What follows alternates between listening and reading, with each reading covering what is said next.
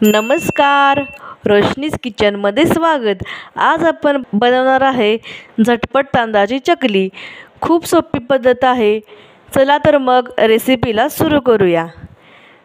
इथे मी 1 वाटी डाळ चिवड्यामध्ये वापरतात ते डाळ घेतलेला आहे। तुम्ही बेसनही वापरू शकता। डाळ मिक्सरमध्ये बारीक केलेला आहे।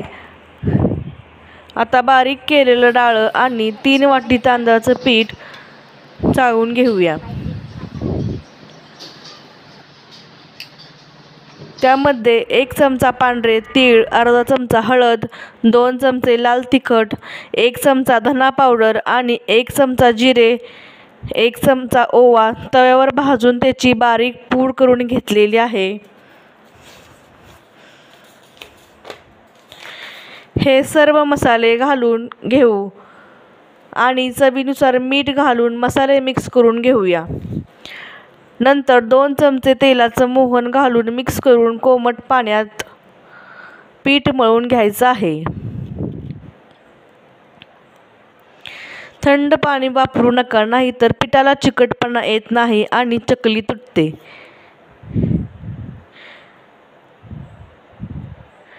आता पीठ मळून तयार आहे। 15 मिनिटांसाठी पीठ चांगलं भिजण्यासाठी ठेवूया।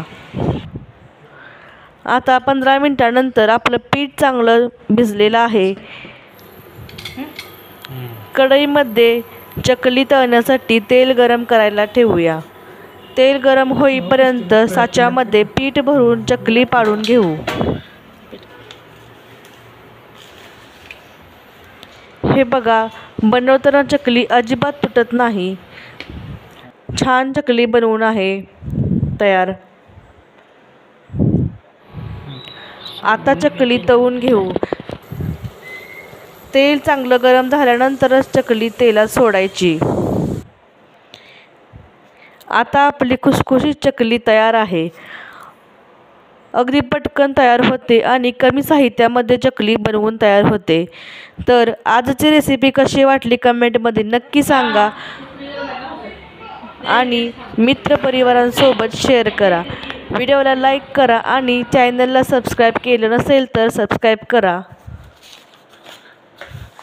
म्हणजे सोप्या आणि कमी साहित्यात नवनवीन रेसिपीज बघायला मिळतील आणि कोणतीही रेसिपी मिस होणार नाही। धन्यवाद।